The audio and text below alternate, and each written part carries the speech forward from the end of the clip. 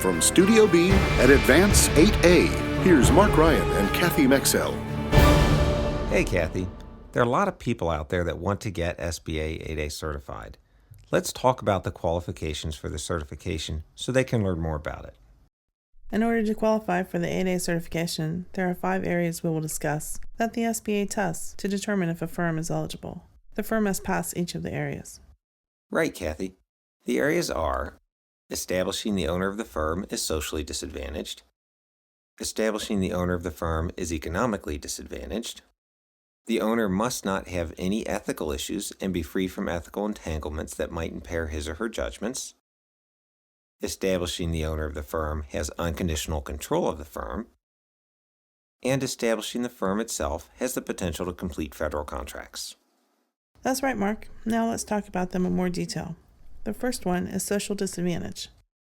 Generally, to be socially disadvantaged, 51% or more of the firm must be owned by an individual or individuals that are both U.S. citizens and at least 25% of their blood heritage comes from a recognized minority group.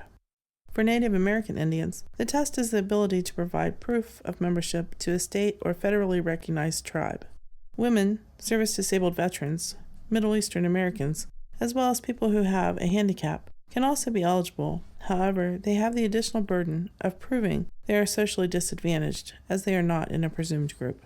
That's right, Kathy. And similar to that, the second one is economically disadvantaged, which also applies to the owner. To be economically disadvantaged, the owner must establish that they meet 3 financial criteria.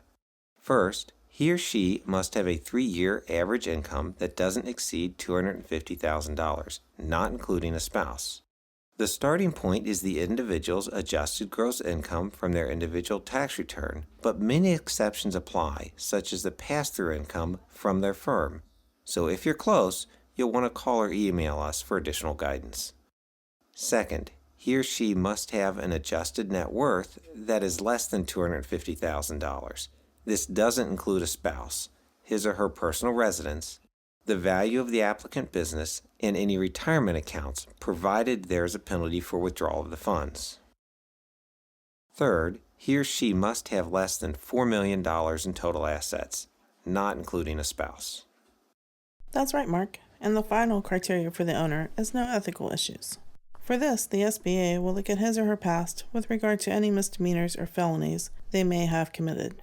The SBA will want to see that it was minor or some time has passed with no repeat issues. Additionally, the owner cannot be a current federal employee. They must be up to date on their federal taxes or have a payment plan in place with the IRS. Lastly, there is a waiver process if a family member currently or in the past has owned an 8A firm. Thanks, Kathy. Well, we've covered the 3 areas that pertain to the owner.